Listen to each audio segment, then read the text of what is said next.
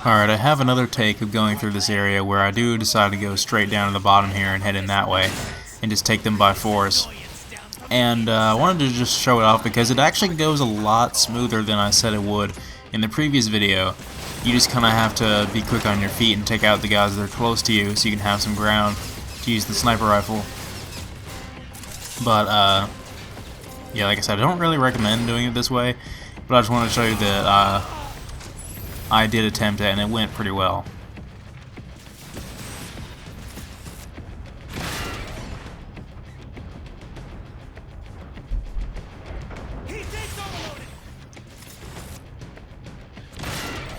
I basically just try to get all these guys with headshots and then progress up to the other side where the control switch is that deactivates the force field this thing is projecting.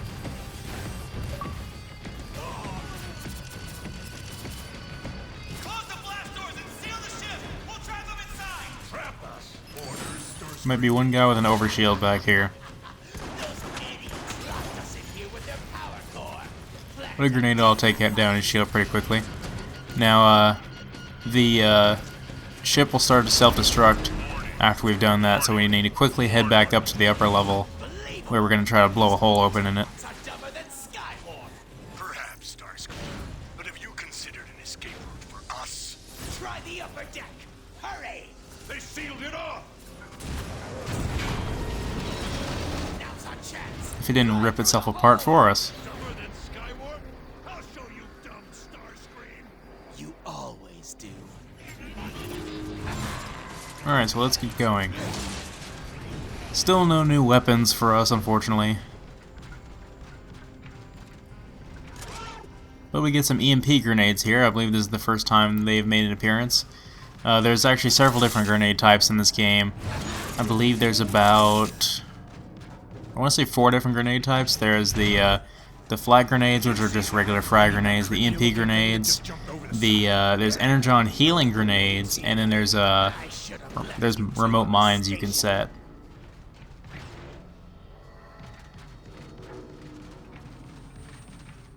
So in this room we're going to get our first encounter with a new enemy called Cloakers, which are basically just invisible enemies that don't really have an alt mode per se, they just have an invisible mode. But they're actually pretty easy to take down. They're only really dangerous when they're mixed in with other enemy types. When they're all on their own, they're pretty easy to deal with. Like especially in this first encounter. There's only one encounter in the game where I really think they're kind of tricky. And basically what I'm going to do is use my jet mode here and just kind of hover around and use the jet weapons, because the machine gun is good because it has a high rate of fire and a nice spread of an area you can sweep with it. And I like the missiles as well because the missiles have a large amount of splash damage, so you can just shoot an area, and if you hit something, like if you get the little red indicator that says you hit something, then you can tell where one is. And chances are they'll become slightly more visible once you hit them, kind of like most invisible enemies do in games nowadays. But the problem is your jet mode is not that, it's kind of slow when you're moving it from side to side like this. But if you hit the A button while in your, or I guess the X button on the PS3, when you're in your jet mode, then you'll raise it up in the air, similar to how if you're in your any other vehicle mode. As any other vehicle character, you would just sort of jump normally. But the Cloakers always have plasma cannons as well, and the plasma cannon is a weapon you have to charge, and so you'll see them charging it up, and you'll see like a little glowing area that indicates where they are. And I'll show off the plasma cannon here in a minute once I find it. There it is, the entrance to the underground. Another shield generator. But I thought there was a plasma cannon actually back in that room. Out here is finally we get the thermo rocket launcher, which I'm going to pick that up here in a second. But when I test played this, I thought there was a plasma cannon around here, and I wanted to demonstrate it right here, but I couldn't find it. But there's another sniper rifle. If you didn't decide to play a Starscream, you can pick it up now. So I don't know where that plasma cannon was, but it's definitely not here.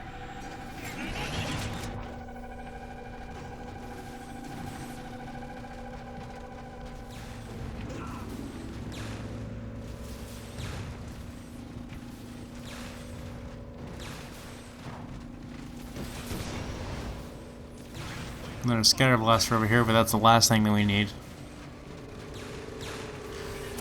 Okay. Moving on, I'm going to pick up the thermal rocket launcher here. There's a few snipers in this area, though. So I want to take them out with the sniper rifle.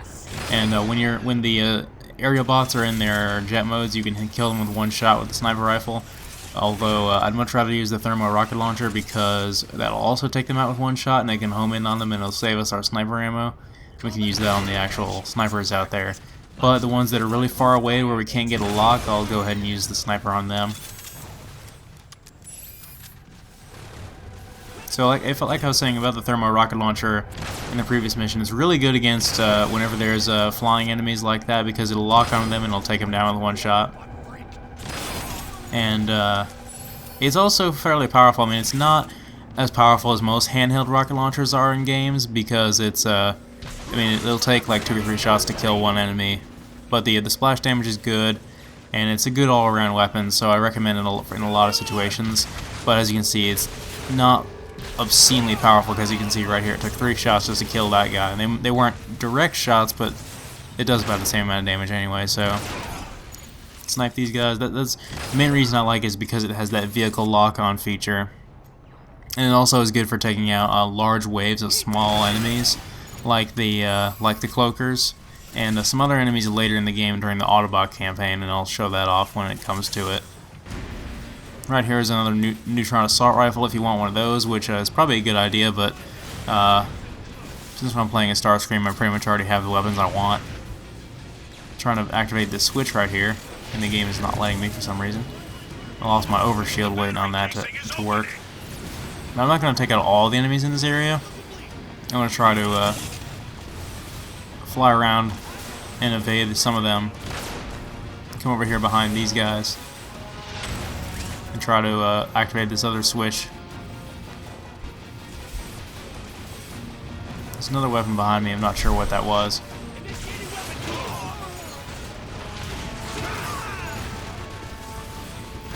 Here we go. Yeah, as you can see, when it locks onto those jets, it makes them very easy to take down. So activate the second switch over here.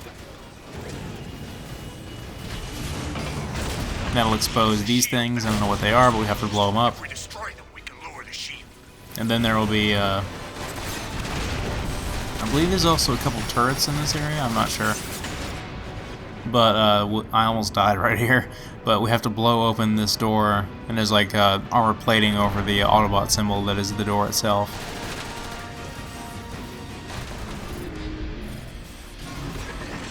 So I'm just gonna hide down here and wait for that bridge to. That was pretty cool how that happened. The Autobot symbol turned into the bridge. And I'm just gonna get out of here. I usually don't like to kill all of those enemies, purely just because there's way too many of them. So that's my way of avoiding them. Wait!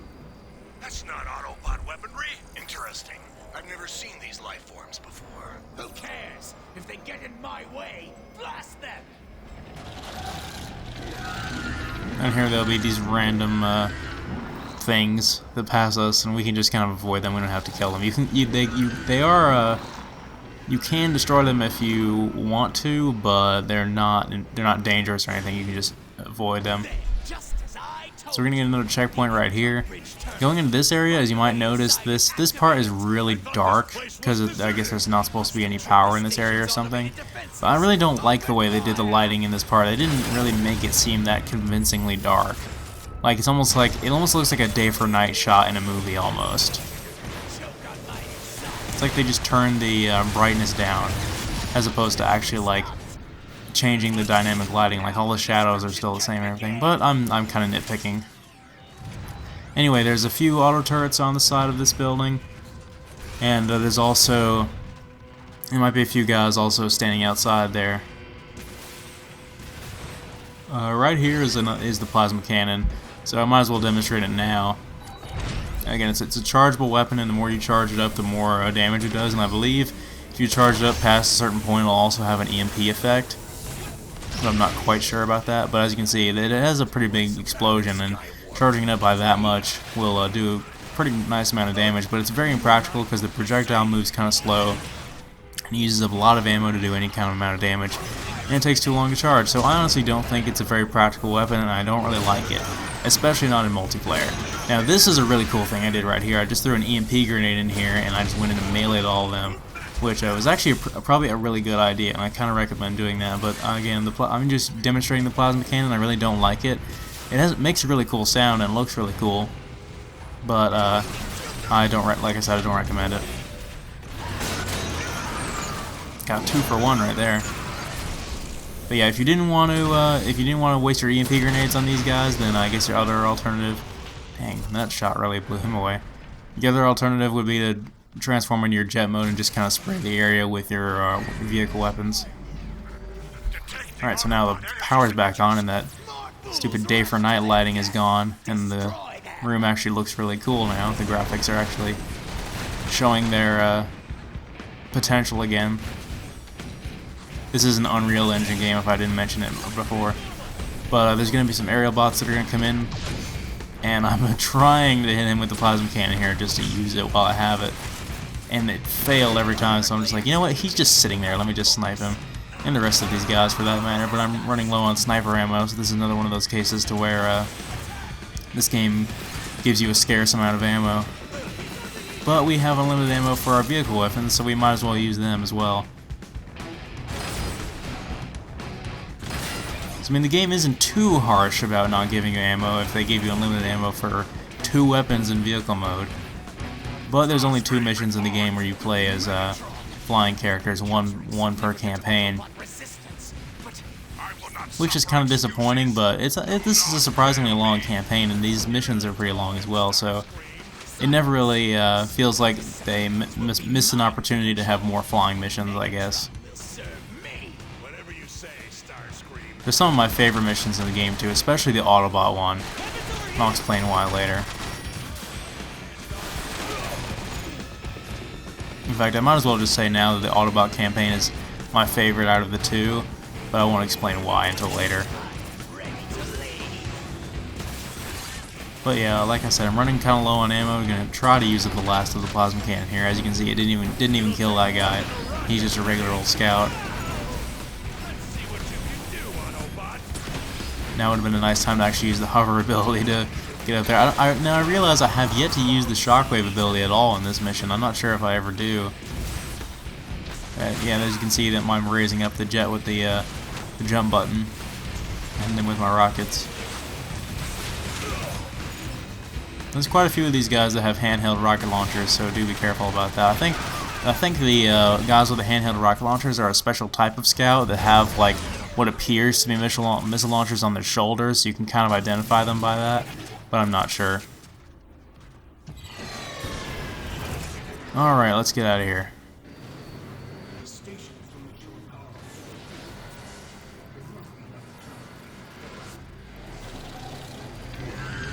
So you can kind of just fly by all this stuff in this area. Flight controls are really easy to get used to. But right here we're going to stop abruptly and take out some of these guys and just kind of stop right here and take up a sniping position. Obviously get some more ammo and get our thermo rocket launcher back and drop this horrendous plasma cannon. So we can snipe these guys in this canyon because they're pretty tricky to evade if you're just gonna fly through here in your jet mode. Because you may think you're going really fast, but you're honestly not going fast enough to dodge these guys' sniper fire. So you might as well just take up a sniper position here and try to take them out. And after a while you'll want to get a little closer, like I might take this guy out on this platform and go over to where he was.